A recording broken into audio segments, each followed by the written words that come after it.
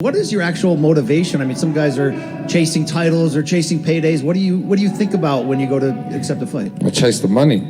I would like for my potential mate to have as much money as possible.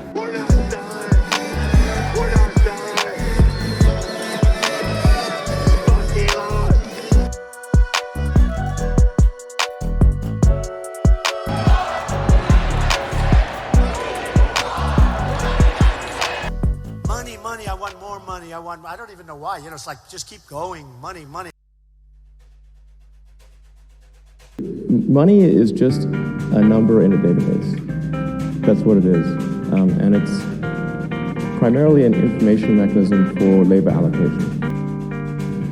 Because money is something of the same order of reality as inches, grams, meters, pounds, or lines of latitude and longitude.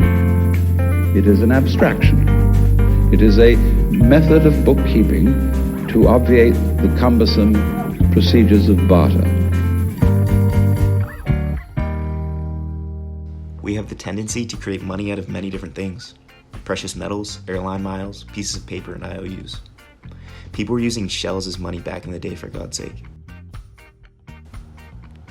What all these things have in common is that they have the ability to store some value and can be exchanged for a good or service. Each form of money is subject to its own class of strengths and weaknesses. Imagine the inflation on shells when everybody and their mother is by the beach digging in the sand for shells. So that begs the question, what exactly makes a particular form of money better than another? Traditionally, the term money has been synonymous with fiat currencies, like the US dollar. Fiat currencies are backed by a government and are subject to discretionary monetary policy. In other words, they're printed at the whim of a government. This printing causes inflation. Inflation is just like alcoholism. In both cases, when you start drinking or when you start printing too much money, the good effects come first. The bad effects only come later. That's why, in both cases, there's a strong temptation to overdo it, to drink too much and to print too much money. When it comes to the cure, it's the other way around. When you stop drinking or when you stop printing money, the bad effects come first and the good effects only come later. That's why it's so hard to persist with the cure. Money printing, although it works to incentivize spending and stimulate the economy, weakens fiat currency's ability to store value over time. For example, if you were to put your savings in the bank 50 years ago and let it sit there as US dollars, it would have lost approximately 85% of its value. That's like being stranded in the desert and deciding to store the last of your water in a bucket with a hole in the bottom of it. There's a hole in the bucket. It is just theft integrated into the money. You wouldn't buy a cell phone knowing that someone could siphon your data off of your private calls and sell it into the market. You would prefer that your cell phone and your data was monetized by you. With inflation, you're essentially giving the people that can print money a way to dampen the disincentives they face. In a capitalist environment, the market needs to clear that malinvestment, that misallocation of capital. That means someone made a bet on a certain idea that it would satisfy wants in a particular way, and that bet did not pan out. If you then paper over the losses that business is creating, you're now delaying and exacerbating the volatility that idea created. You can dampen short-run volatility, but volatility is truth. Volatility is us matching our ideas to reality, right? We're constantly, again, overshooting and undershooting. So if you delay volatility, you're just amplifying it and exacerbating it in the long run. And that's what central bank is doing.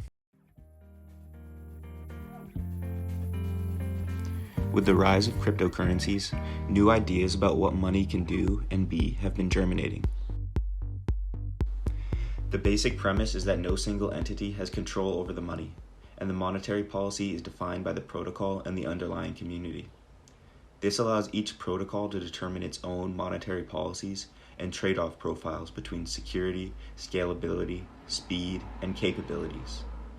Capabilities that extend the scope of the crypto space well beyond money. Around 2013, people started realizing really that these blockchains are usable for much more than peer-to-peer digital currency. Can you do smart contracts? Can you do financial agreements? Can you do registries about identity? Can you do all these other things? And so the core idea behind Ethereum is, you can have a general purpose blockchain. A general purpose blockchain means that instead of simply being money, a blockchain can be Turing complete, meaning it can execute any code that satisfies the constraints of the system. This allows for things like exchanges, lending platforms, and other financial instruments, all running transparently and without the need for a third party.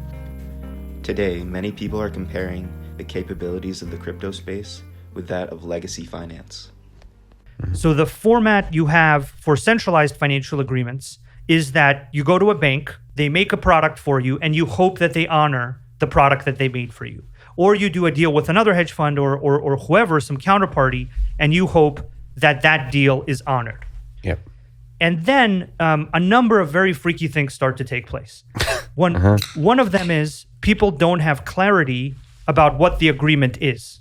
Sometimes agreements are kept very private, or parts of them are kept private, and that keeps, other counterparties, other people in the system from understanding what's going on. This is actually partly what happened with the mortgage crisis. The mortgage crisis in 2008 was basically, there were a lot of agreements, there were a lot of assets, but because the centralized financial system worked in such an opaque way, it was so unbelievably difficult to understand what was going on.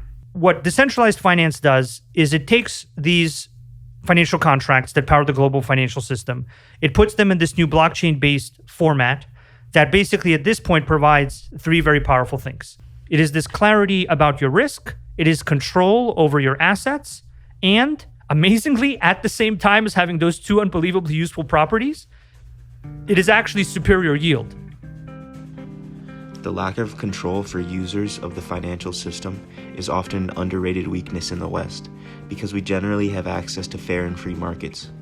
But even for us, look at the Robinhood fiasco with the meme stocks. Users were locked out of buying a particular stock due to the hidden constraints of the system. Well, the Robinhood guy didn't know how the finance system worked. That was clear, right? He was treating like the people who settled the transactions as a black box. Mm-hmm. And suddenly somebody called him up and said, hey, black box calling you. Your transaction volume means you need to put up $3 billion right now. And he's like, I don't have $3 billion. Like, I don't even make any money on these trades. Why do I owe $3 billion? Well, you're sponsoring a trade. So there was a set of abstractions that, I don't think either, like now he understands it.